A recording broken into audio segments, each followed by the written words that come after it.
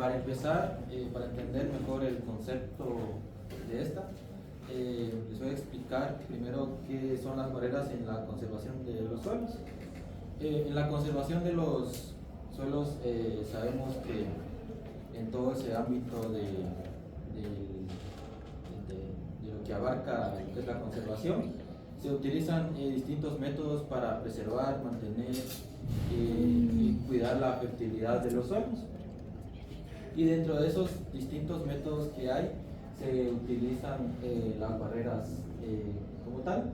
Y las barreras básicamente son estructuras, ya sea físicas, o pueden también ser estructuras vegetativas.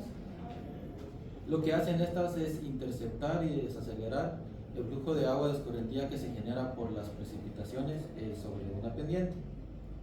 Bueno, algo que se les olvidó mencionar, que las barreras se implementan a través de un terreno que tenga pendiente para reducir lo que es la erosión, retener los sedimentos y favorecer la infiltración. Favorece la infiltración debido a que cuando al haber alguna estructura de barrera, la redundancia, esta pues va reduciendo lo que es la velocidad del agua sobre la pendiente y por lo tanto el suelo tenga más tiempo, por decírselo así, de poder infiltrar esa agua y por lo tanto pues retener mucho más humedad. Les voy a presentar 4 funciones que son principales de lo que son la barrera. Uno es reducir la velocidad del agua de escorrentía, como les mencionaba anteriormente, y también está la retención de sedimentos. Bueno, ustedes saben que la erosión ocurre en 3 etapas. Primero es el desprendimiento de las partículas, de ahí está el transporte de estas partículas a través de la pendiente, y también por último está la deposición de estas partículas en la parte más baja de la pendiente. En este caso, la barrera interviene en el transporte de las partículas, ya que estas va frenando el flujo hacia la parte baja y por lo tanto favorece lo que es la deposición. Bueno, en resumen, las barreras no evitan lo que es el desprendimiento de partículas, pero sí frenan el transporte de partículas y por ende pues favorecen la deposición y evitan que éstas lleguen hacia la parte más baja de lo que es la pendiente. También lo que les decía, aumenta la infiltración, ya que a medida que el agua va bajando va chocando con las barreras y por lo tanto pues se aumente lo que es la humedad del suelo, como les decía. Y de igual forma, la última función de esta es para aumentar la longitud efectiva de la pendiente. Bueno, para esto, imaginémonos una pendiente o un terreno con bastante pendiente, que esta sea larga y que no tenga barreras ni cobertura.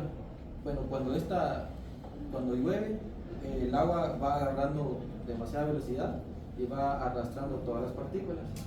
Y a esto pues se le llama longitud efectiva de la pendiente.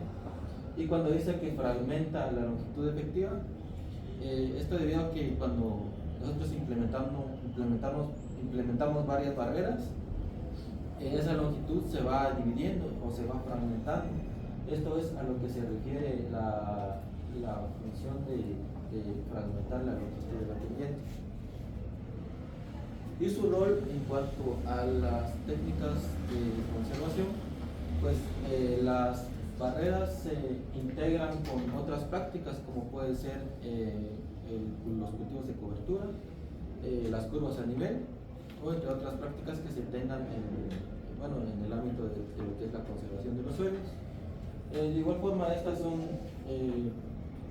su implementación es de bajo o moderado costo, puesto a que pues, tiene cierta facilidad de implementación, no requiere, algunas barreras no requieren tanto tiempo para poder implementarse y también son multipropósito. Esto pues en algunos casos, si se implementan barreras como las vivas, se pueden aprovechar o se obtienen otros beneficios, como puede ser la obtención de forraje, la obtención de leña y entre otros beneficios. En terrenos con pendientes moderadas o empinadas son una primera línea de defensa para estabilizar los suelos. Bueno, como vemos en la imagen, ahí primeramente vemos las barreras vivas, en este caso, para disminuir lo que es la erosión, y también se van formando una especie de terraza o una especie de bulto natural, si se le podría decir de esa forma. Que cuando viene el agua acá en la parte de arriba, acá la barrera va reteniendo los sedimentos y se va formando un cierto tipo de escalón. Algunos criterios para la implementación de estas, o su diseño prácticamente, es que las barreras se tienen que implementar de acuerdo a las curvas a nivel. Se deben de seleccionar las especies correctas y si en dado caso se implementan barreras vivas, y de igual forma las estructuras apropiadas si se implementan lo que son las barreras muertas. Bueno, lo que determina de cierta forma la selección de las especies son las condiciones propiamente edafoclimáticas del lugar. Y el otro punto es determinar las dimensiones. Bueno, antes de implementar lo que son las barreras, se tienen que determinar cuáles deben ser sus dimensiones y de igual forma las separaciones que deben de tener en la pendiente. La separación pues va disminuyendo entre una barrera y otra de acuerdo a la pendiente. Mientras más inclinada es la pendiente, pues menor será el distanciamiento entre una barrera y otra. Las barreras se clasifican principalmente en las vivas, que son plantas o material vegetativo, y las barreras muertas, que estas pues ya son cuerpos inertes, que pueden ser rocas o los residuos de las cosechas, que son prácticamente los rastrojos. Algunas ventajas de las barreras en la conservación de los suelos está la reducción efectiva de pérdidas del suelo por erosión, el incremento de la infiltración que les mencionaba anteriormente, lo que esto pues se traduce a un incremento también de humedad en el suelo, la multifuncionalidad, donde se obtienen otros beneficios aparte de conservar el suelo, y también su relativa fácil adaptación para los agricultores. Algunas limitaciones de las barreras vivas, esto pues requiere cierto tiempo de establecimiento, y algunas especies pues requieren cierto manejo, como puede ser una poda, resiembras o el control de estas para que no se vuelvan invasivas. En cuanto a las barreras muertas, requiere cierta inversión inicial, ya que pues, se requiere más tiempo de implementación que las barreras vivas, lo que se traduce a mayor gasto en mano de obra, o a veces cuando hay bastantes lluvias estas se destruyen y por lo tanto pues requieren una reconstrucción. Algunas evidencias de estudios que encontré donde dicen que las barreras vivas son efectivas en cuanto a la conservación de los suelos. Esta es una investigación que se realizó en Colombia, donde, acá les puse algunas capturas de cómo se realizó la investigación, algunas imágenes de las prácticas que se evaluaron, y también les puse una parte de la conclusión donde dicen que todas las prácticas que se implementaron en el lugar contribuyen en el control de la pérdida de los sedimentos por erosión. Bueno, acá nos dice que una de las prácticas de conservación que se implementaron, que fue la más efectiva, en este caso fue las zanjas de infiltración. También pues las barreras vivas y las barreras muertas tuvieron buenos resultados en cuanto al control de la escorrentía y también en la pérdida de sedimentos por erosión.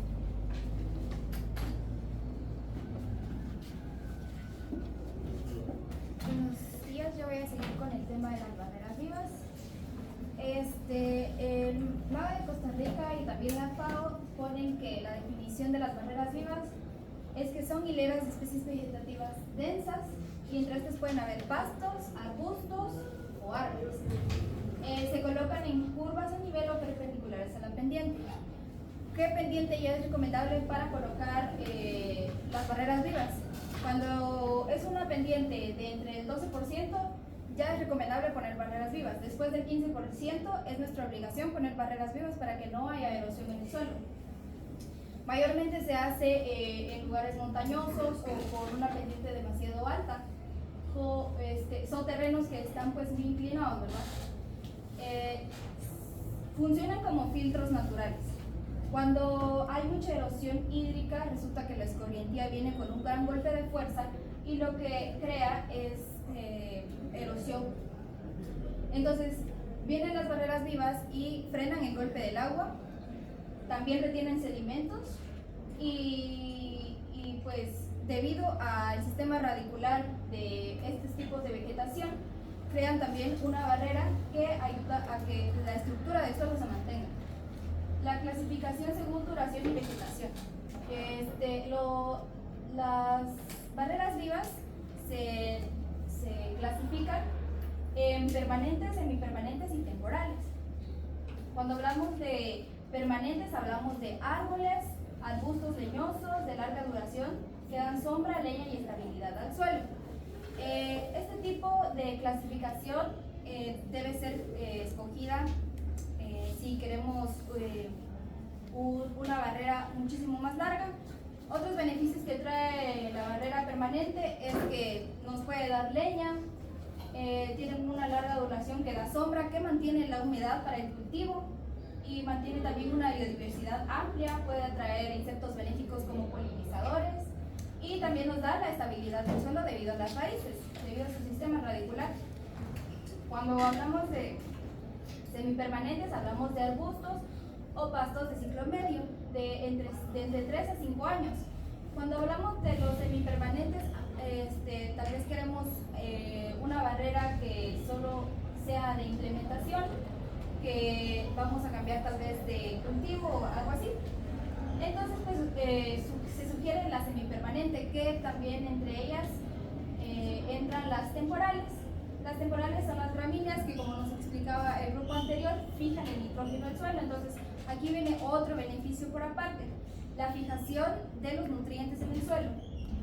O cultivos de corta duración. Son rápidas de establecer y requieren una plantación frecuente. Tal vez la única limitación de las temporales es esta, que requieren una plantación frecuente. Entonces, ya que requieren una plantación más frecuente,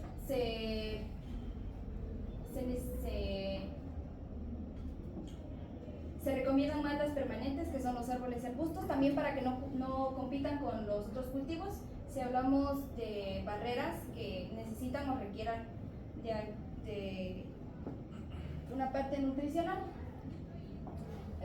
Si hablamos de especies, las especies utilizadas para las barreras vivas y para que también sean efectivas deben elegirse especies con raíces profundas, que es lo que les decía.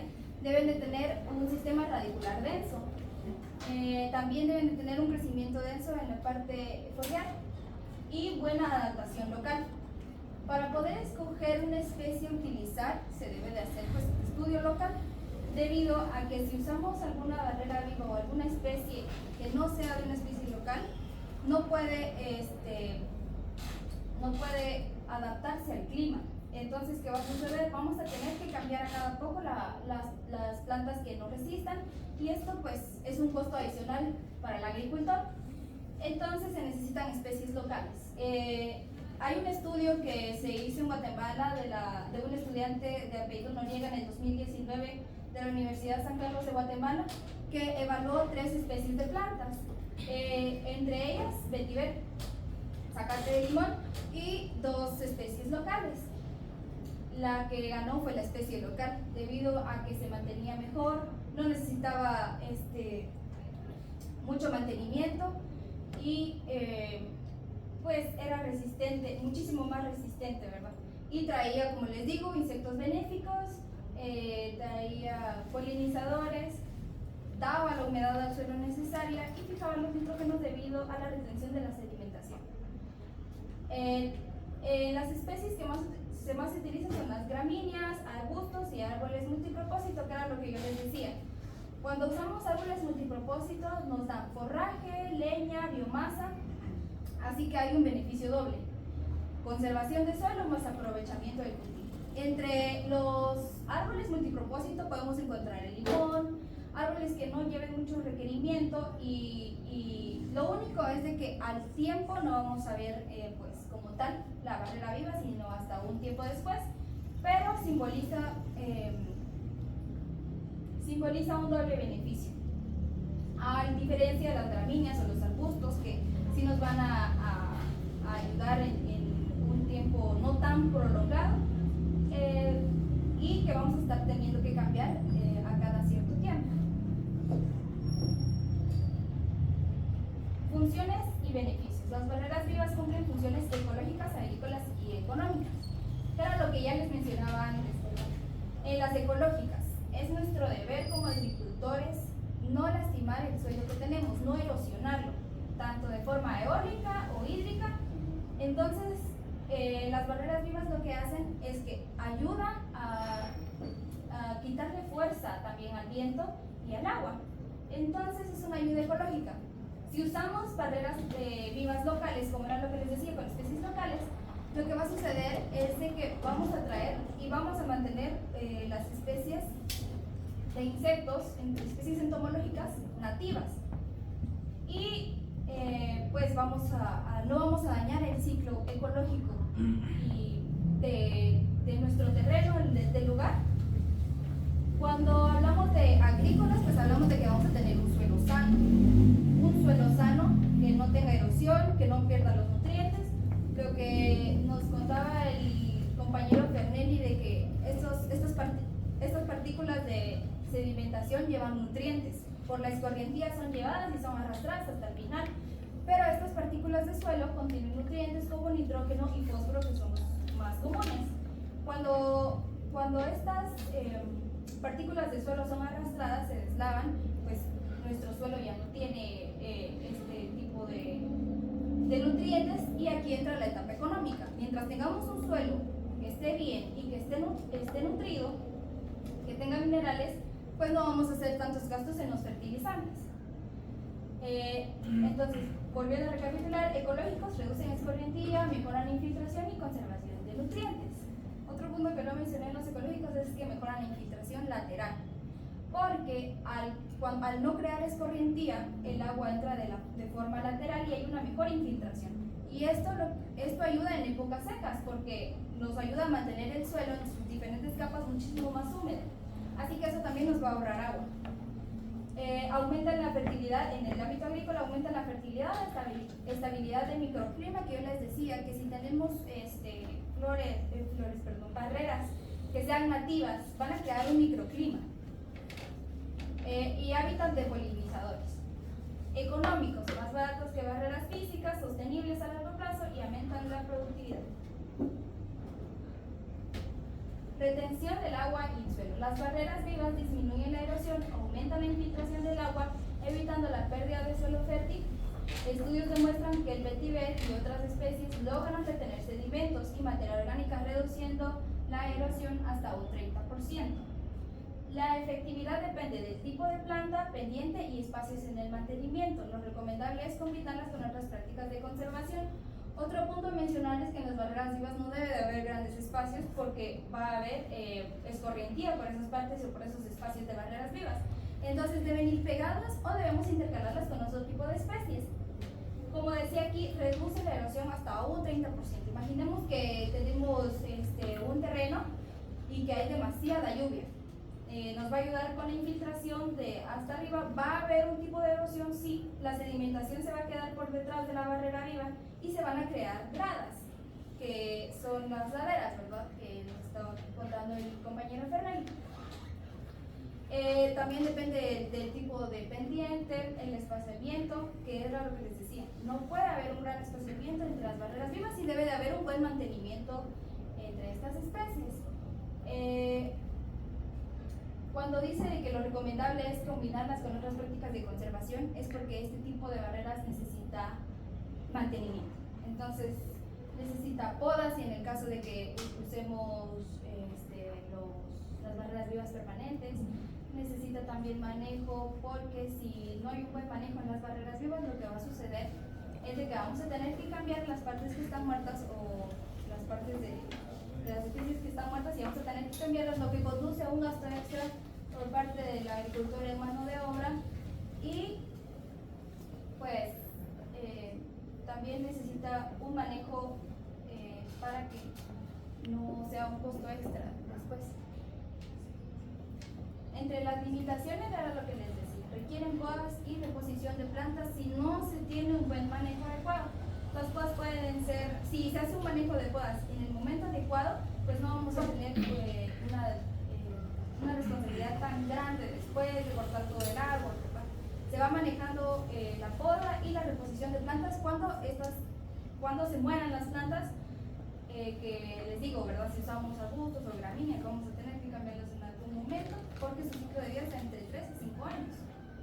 Competencia con cultivos. Este es otro tema importante. Por eso es que les digo que necesitamos buscar especies nativas, porque puede que haya algún tipo de especie que compita con los cultivos. Entonces, tiene que ser algo que fije el nitrógeno y el fósforo, pero que no compita con los nutrientes y el crecimiento con los otros cultivos que van a estar a la par.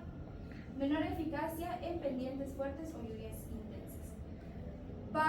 Una barrera viva es diferente a una barrera física si estamos hablando de pendientes demasiado grandes y encima que sea un clima con lluvias muy intensas. Ejemplos exitosos se han implementado en Costa Rica, Guatemala, donde las barreras redujeron notablemente la erosión en cultivos de piña y parcelas agrícolas. Este estudio fue hecho por el MAC en Costa Rica, donde pusieron barreras vivas de especies tropicales que eran nativas del lugar, y lo que sucedió es de que la sedimentación quedó por detrás entre la barrera viva, reduciendo así notablemente la erosión del cultivo, conservando los sedimentos que contienen nutrición y pues ayudando al suelo con la erosión. También, como ya les contaba, en Guatemala hubo un estudiante de Noriega en el 2019 un estudio donde evaluó diferentes especies, entre 3 especies, para la implementación de barreras vivas, y ganaron o las que tuvieron una mejor respuesta fueron las especies locales. Gracias.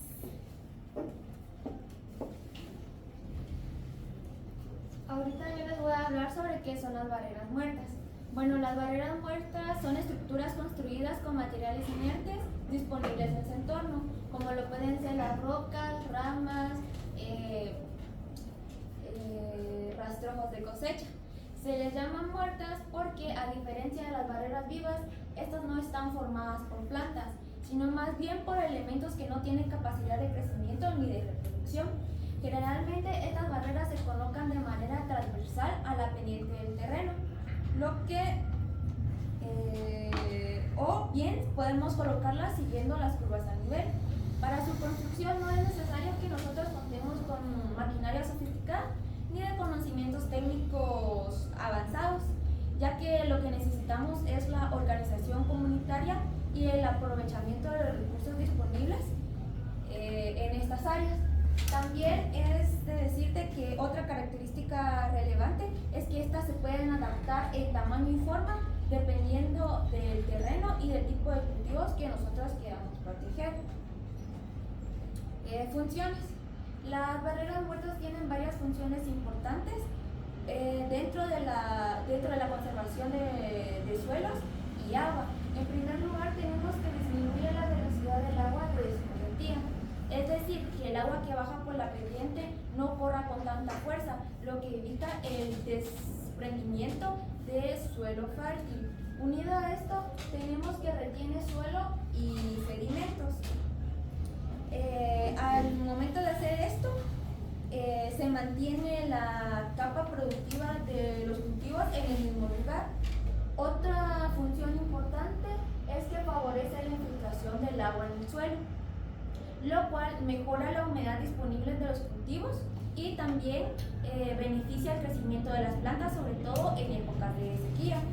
En terrenos con pendientes, las barreras muertas tienen un papel esencial al reducir lo que es la erosión, ya que esto lo que van a hacer es que evitar que cuando haya grandes lluvias arrastre grandes cantidades de suelo hacia las partes más bajas del terreno.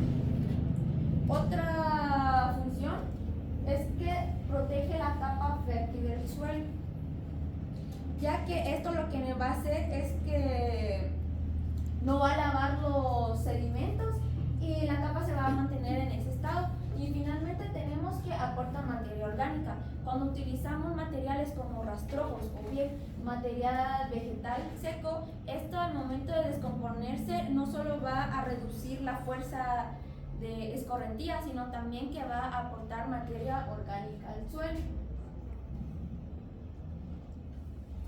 Materiales más usados. Bueno, entre los materiales más usados, como dije anteriormente, es que se utilizan materiales que se encuentran disponibles en el lugar, ya que esto va a facilitar la construcción de las barreras muertas. También se van a reducir lo que son costos y ayuda a los agricultores a que puedan construir las barreras sin necesidad de tener materiales externos. Bueno, entre los materiales más comunes tenemos lo que son las rocas.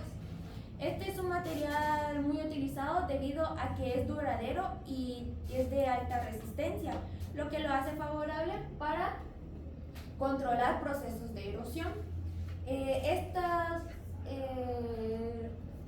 Luego tenemos los que son las ramas y los troncos, que estos materiales también son muy comúnmente utilizados y se colocan de manera transversal al terreno para que actúen como una barrera física y evitar el deslave y ayuda a retener agua.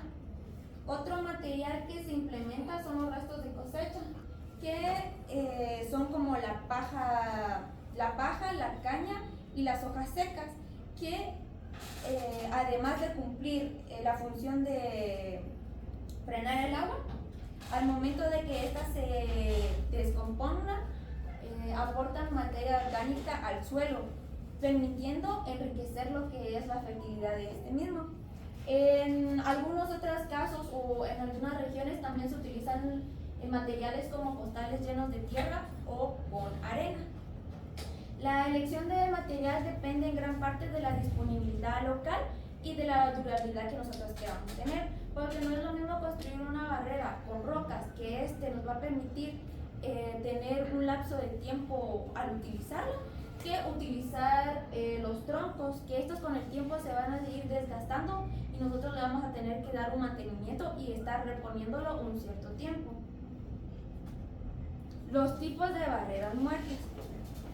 Bueno, tenemos como primer tipo de barrera las barreras de piedra, que consisten en muros de contención construidos con rocas en contra de la pendiente del terreno.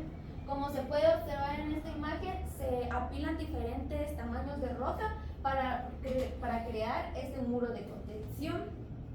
Estas se instalan a lo largo de la ladera con un distanciamiento adecuado entre un muro y el otro. Para tomar en cuenta el distanciamiento se tiene que tomar en cuenta lo que es la pendiente del terreno y del tipo de cultivo que nosotros vayamos a emplear. Esta barrera es considerada como una de las mejores debido por su durabilidad. Como había mencionado anteriormente, las rocas no se desgastan con facilidad durante el tiempo y esto es muy efectiva para disminuir la velocidad del agua de lluvia que no se llega a infiltrar en el suelo, ya que puede promover, ya que los sedimentos pueden promover en ese lugar. Como otra función tenemos de que ayuda a retener partículas de suelo,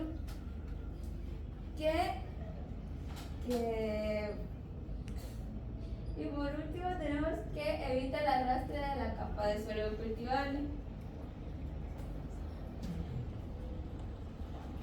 Los gaviones. Bueno, los gaviones son estructuras de malla de acero las cuales son rellenadas con diferentes tamaños de roca, como se puede observar en esta imagen.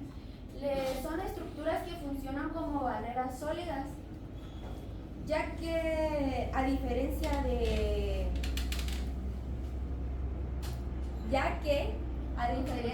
de las barreras de piedras, al estos ser más grandes disminuyen las escorrentías y ayudan a retener el suelo. Una función principal es de que ayuda a disminuir la velocidad del agua de escorrentías. Otra función importante que tiene es que retiene sedimentos del suelo y los sedimentos como tal. Y además tenemos que los gaviones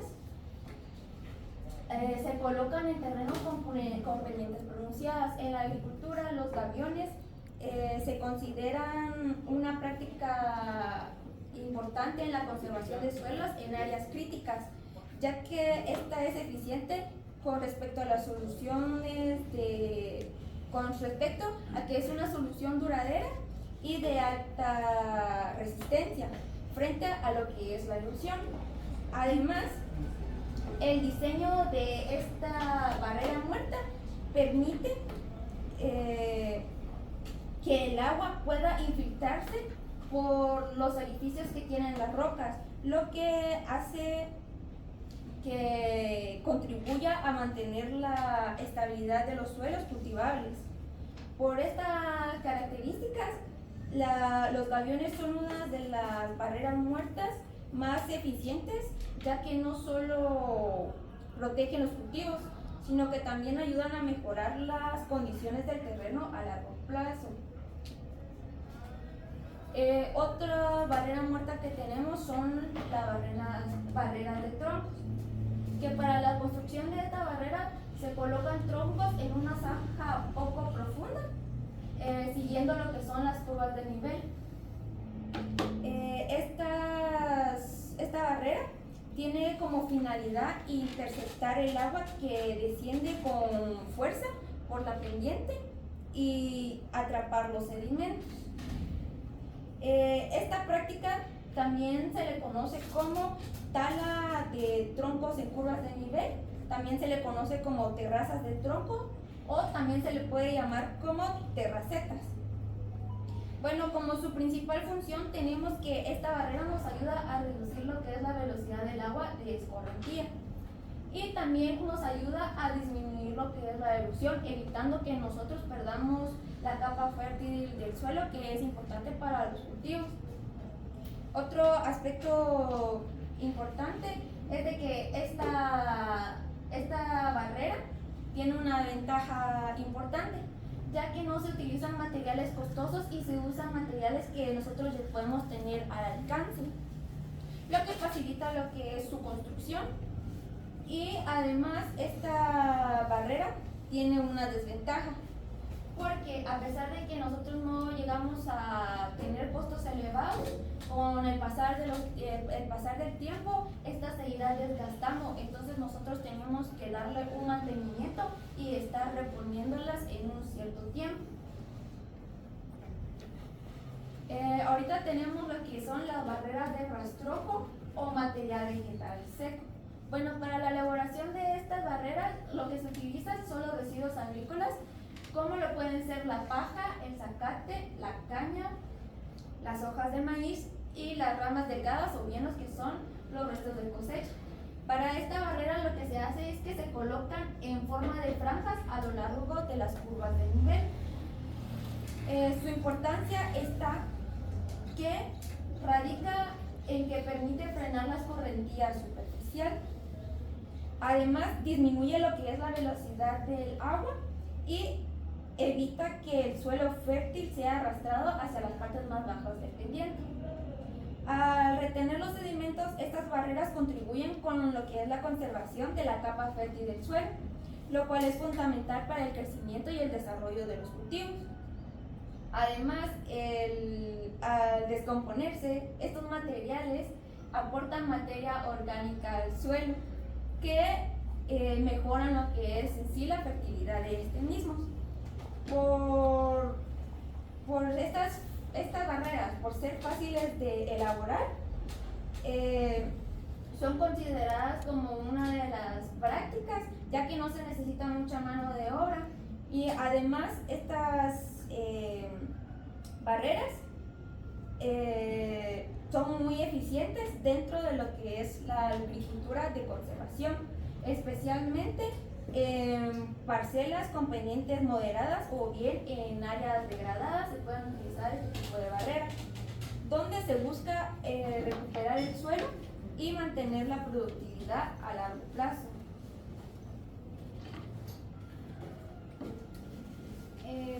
Para la reflexión de las barreras vivas en la agricultura, tenemos que sí existe una ética que se llama ética de la tierra, en inglés Land Ethic, donde según el concepto de Aldo Leopold es de que establece que moralmente nosotros tenemos una responsabilidad moral que se extiende muchísimo más allá de nosotros mismos. Es decir, que no debemos centrarnos en nosotros mismos, sino también incluir no solo al suelo, animales, agua, porque colectivamente eso forma la tierra. También se habla de una justicia intergeneracional, en donde hacer buenas prácticas también promueve a que las nuevas generaciones tengan un suelo saludable para cosechar, y no solo como nuevas generaciones, sino como agricultores y para nuestros futuros agricultores, porque sabemos que siempre nos vamos a tener que alimentar. Para mí y para mis compañeros, el curso de manejo y conservación del suelo nos encamina a que conservemos y hagamos buenas prácticas agrícolas para conservar un material importante para la agricultura. La Universidad San Carlos de Guatemala nos insta también mediante este curso a que nosotros como futuros profesionales en la agricultura promovamos la salud antes de la producción. Y también pues es nuestro deber nosotros ahora como estudiantes, pero en unos años pues vamos a ser profesionales en la agricultura. Es nuestra responsabilidad llevar este conocimiento acerca no solo de las barreras vivas, sino que las demás prácticas de conservación de suelos que hay, puesto que debido a que, en Alta Verapaz nuestros terrenos son bastante inclinados, y eso hace que en la mayoría de los terrenos no hay ningún método de conservación para los suelos, y esto ha hecho que se vayan degradando y erosionando los suelos, y los agricultores tengan la necesidad de talar más árboles para cultivar, y esto hace que se aumente lo que es el cambio climático, el calentamiento en este caso global, y ya se torna un problema más serio. Entonces es como les digo, tenemos que llevar este conocimiento a los agricultores para que mejoren sus cosechas, y por lo tanto no sigan talando más árboles para producir obviamente para asegurar estos temas de la seguridad alimentaria, y otros temas que se tengan en cuanto a esto. Y esto es todo, y muchas gracias.